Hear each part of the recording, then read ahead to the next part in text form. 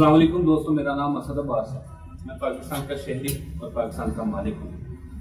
आज सुबह मुझे एक आर्टिकल पढ़ने को मिला, तो मैंने सोचा ये आर्टिकल आपको भी सुनाया जाए ताकि आपको इनकलाब के बारे में जानने को मिले। तो दोस्तों शुरू करते हैं, जिसका टॉपिक है बगावत। जुलाई 2016 तुर्की में फौजी बगावत की दास्तान।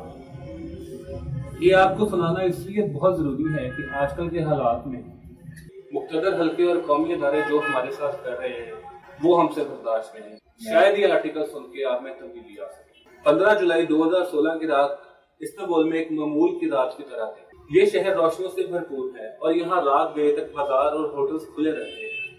गोया ये शहर रात देर तक चलता है। उस रात में सब कुछ मामूल पर चल रहा था, लेकिन इस खामोशी के पीछे एक खूनी तूफान जल्द उठने की तैयारी कर रहा है। तुर्क फौज, फदाइया और बहरिया का एक धड़ा, जो कि अमेरिका में मुकीम एक सूफी लीडर फतहुल्लाह गुलेन का हामी और तैयब उर्दगान की हुकूमत का मुखालिफ था। कई माह से तुर्क हुकूमत का तख्ता पलट देने के लिए खुफिया प्लानिंग में मसरूफ था।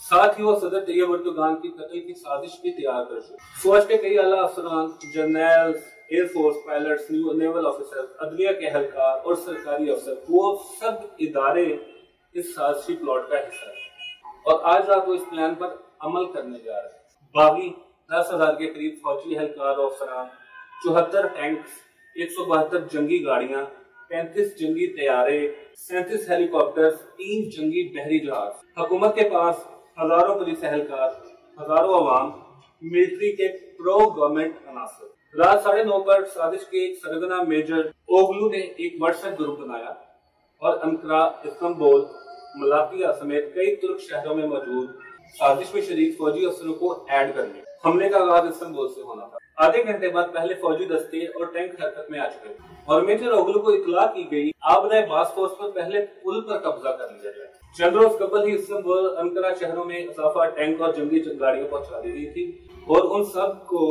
अहम शहरों, पुलों, चौकों और दीगर मकामात के मुहासरे के लिए पोजीशंस पर पहुंचाया जा रहा था। सदर उर्दगान उस वक्त छुट्टी पर तुर्की के साहिली शहर मर्स में थे और वहीं उन तक बगावत की अंधोनाक खबर पहुंची। बागियों ने सबसे पहले तुर्की के सरकारी टीवी चैनल्स के दफातर पर कब्जा किया और टीआरटी के अमले को मजबूर किया गया कि वो बागियों का पैगाम नशर करे, जिसमें उन्होंने फौज की तरफ से मुल्क की बागडोर संभाल लिए जाने का ऐलान किया। पूरे तुर्की पर यह खबर बिजली बंद कर दी। मीडिया पर अब बागियों का कब्जा था, तहम CNN ने मोबाइल के जरिए सदर तैयब उर्दगान का वीडियो नशर किया, जिसमें उन्होंने बागियों की मजम्मत करते हुए अवाम से घरों से निकलने और बागियों का मुकाबला करने की अपील की। देखते ही देखते पूरा तुर्की जाग उठा।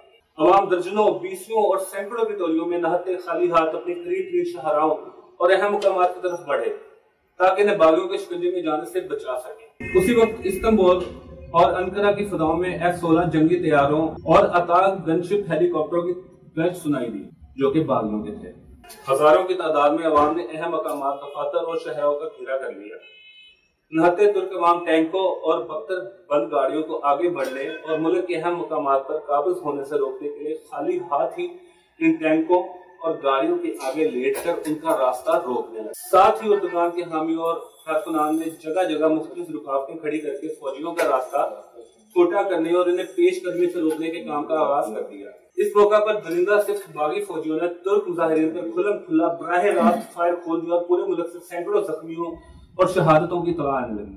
ठीक उसी वक्त मामूली हथियारों से लेस पुलिस एहलकार भी जदीद हथियारों, टैंकों, तैयारों और हेलीकॉप्टर से लेस दरिंदा सिर्फ फौजियों का मुकाबला करने के लिए मैदान में आ गए और कई शहरों में पुलिस और फौजी दस्तों के दरमियान झड़पों और फायरिंग के तबादले की इतलात आने। ठीक उसी वक्त मामूली हथियारों से लेस पुलिस एहलकार भी जदीद हथियारों, टैंकों, तैयारों और हेलीकॉप्टर से लेस दरिंदा सिर्फ फौजियों का मुकाबला करने के लिए मैदान में आ गए और कई शहरों में पुलिस और फौज के दस्तों के दरमियान झड़पों और फायरिंग के तबादले की इतलात आने लगे। पुलिस के महदूद नफरी और मामूली हथियारों के बावजूद भी कई मुकामात और बागियों के खिलाफ जबरदस्त मुज़ाहमत करते हुए इन्हें कई घंटे तक आगे बढ़ने से रोके रखा। उसी वक्त बास फोर्स पर कायम दोनों मकबूजा पुलों की बाजियाबी के लिए हजारों की तादाद में अवाम हर 2 पुलों तक पहुंच चुके थे और बागी अंधाधुंध फायरिंग के बावजूद भी इनके जज्बे को कुचल नहीं पा रहे थे। उसी वक्त साजिश के एक सरगना मेजर इगार ने व्हाट्सएप ग्रुप के जरिए मुजाहिरीन पर फिजाई हमले की अपील। अब बागी इंतहाई खौफनाक खेल पर उतर आए थे। अगले चंद मिनटों में टॉक्सम स्क्वायर استنبول میں جمع مظاہرین پر جنگی طیاروں کی مدد سے بم گرائے گئے، جس میں سینکڑوں مظاہرین شہید یا زخمی ہو گئے، اور اسی دوران باسفورس کے قریب جمع مظاہرین پر گنشپ ہیلی کاپٹرز کی مدد سے آتش و آہن کی بارش بھی کی گئی۔ استنبول میں T R T radio station کی عمارت ابھی تک باغیوں کے قبضے میں نہ آ سکی، چنانچہ 10:30 بجے باغیوں نے اس عمارت کی طرف پیش قدمی کی کوشش کی۔ سینکڑوں ترک رضاکار عمارت کے گرد گھیراؤ کیے ہوئے خالی ہاتھ اس کا دفاع کر رہے ہیں۔ باغیوں نے فوراً ہی فوجی پن کا ثبوت دیتے ہوئے ان پر فائر کھول دیا،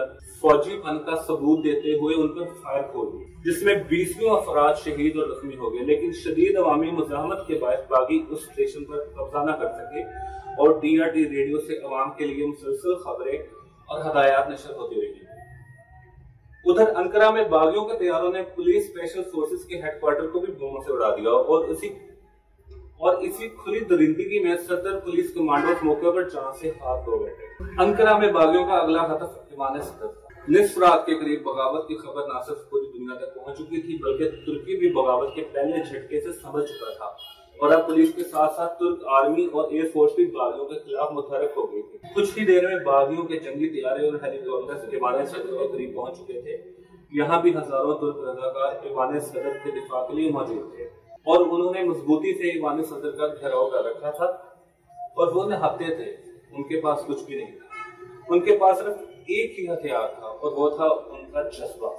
باغیوں نے بقایا رات اور اگلی صبح تک ایوان صدر کے اطراف پر کئی مرتبہ بمباری اور گولہ باری کی، تاکہ رضاکاروں کا خاتمہ کر کے ایوان صدر پر قبضے کے راہ ہموار کی جا سکے۔ تاہم کئی جانوں کی قربانی دینے کے باوجود بھی ترک رضاکار عوام مضبوطی سے اپنی پوزیشن پہ جمے رہے۔ ایوان صدر پر حملے کے بعد باغیوں نے ترک پارلیمنٹ کی عمارت پر بھی قبضہ کر لیا۔ اسی دوران ترک فضائیہ کے طیاروں نے باغیوں کے 2 ہیلی کاپٹرز کو استنبول کی فضاؤں میں مار گرایا۔ فضا میں موجود باغیوں کے طیاروں اور ہیلی کاپٹرز کا ایمونیشن اور فیول ختم ہونے کے قریب تھا، اور اب ان کے پاس فوراً لینڈ کر کے فرار ہو جانے کے سوا کوئی چارہ نہ تھا، کیونکہ اب ترک فضائیہ بھی پوری طرح سے متحرک ہو چکی تھی۔ انہیں کسی وقت بھی مار گرایا جا سکتا ہے۔ ادھر استنبول میں رات کے آخری پہروں میں سینکڑوں باغیوں فوجیوں نے اتا ترک انٹرنیشنل ایئرپورٹ کا گھیراؤ کر لیا تھا۔ اس وقت ہزاروں کی تعداد میں عوام ایئرپورٹ کے اندر اور باہر موجود تھے، جو کہ ایئرپورٹ کے دفاع کے لیے اکٹھے ہوئے تھے۔ موقع پر میجر اوگلو نے باغی فوجیوں کو سخت احکامات جاری کیے کہ وہ اپنے راستے میں آنے والے ہر شخص یا دستے پر فائر کھول دیں اور جلد از جلد ایئرپورٹ پر مکمل قبضہ کر لیں۔ ٹھیک اسی وقت صدر طیب رجب اردوغان کا طیارہ استنبول کی فضاؤں میں اتا ترک ایئرپورٹ پر لینڈ کرنے کی تیاریوں میں تھا۔ ہزاروں عوام اور رضاکار ان کے استقبال کے لیے رن وے کے قریب پہنچ چکے۔ اسی وقت ایک بری خبر سبھی باغیوں تک پہنچنے لگی کہ بغاوت کے سربراہ میجر جنرل سمیر تبری کو ایک دلیر ترک فوجی سارجنٹ عمر حالس ضمیر نے سر میں گولی مار کر قتل کر دیا۔ بھلے ہی اس قتل کو چند گھنٹے بیت چکے تھے، لیکن یہ خبر دیگر باغیوں کی قیادت کی طرف سے اب تک چھپائی جا رہی ہے۔ رات کے آخری پہر باغی فوجیوں نے سرنڈر کرنا شروع کر دیا۔ اب باغی قیادت کو بھی یہ بات سمجھ آ چکی تھی کہ بغاوت ناکام ہو چکی ہے۔ اس وقت تک سینکڑوں باغی فوجی بھی پولیس اور سیکیورٹی فورسز کے ہاتھوں ہلاک، زخمی یا گرفتار کیے جا چکے تھے۔ باغیوں نے یکے بعد دیگرے اپنی گاڑیوں اور ٹینکوں کو چھوڑ کر فرار ہونا شروع کر دیا۔ ساتھ ہی کئی مقامات پر باغیوں نے اپنی پوزیشن چھوڑنے کا آغاز کر دیا۔ رات 2:30 بجے تک پولیس نے T R T news channel کی عمارت کو بھی عملے سمیت باغیوں سے آزاد کروا لیا تھا۔ صبح 3:20 پر صدر طیب اردوغان کا طیارہ اتا ترک ایئرپورٹ پر لینڈ کیا، جہاں ہزاروں کے مجمع نے ان کا استقبال کیا۔ صبح 4 بجے کے نزدیک میجر اوگلو نے واٹس ایپ گروپ میں پیغام دیا، اپنے میسج ڈیلیٹ کر دو، سرنڈر کر دو یا پھر فرار ہو جاؤ، ہم سب اپنی پوزیشنز چھوڑ رہے ہیں۔ صبح تک سینکڑوں باغی فوجی پولیس کے آگے سرنڈر کر چکے تھے۔ 6 بجے باسفورس پر تعینات باغی فوجیوں نے بھی ہتھیار ڈال دیے۔ جن باغیوں نے اب بھی ہتھیار ڈالنے میں دیر کی، انہیں ترک کمانڈو سے کارروائی کرتے ہوئے ٹھکانے لگا۔ پورے ترکی میں جشن و خوشی کا سما تھا۔ اگلی شام تک سبھی باغی فوجی اور ان کے افسر ترک حکومت کی حراست میں۔ تاہم اگلے کئی ماہ تک گولین نیٹ ورک کے کارکنان کی گرفتاری کا سلسلہ جاری رہا۔ ایشیا، افریقہ اور جنوبی امریکہ دنیا کے وہ بدقسمت خطے ہیں کہ جہاں کے کئی ممالک کی افواج نے کبھی نہ کبھی اپنے ہی ملک میں بغاوت کر کے اپنے عوام اور ملک کے مستقبل پر جہنم مسلط کر دی۔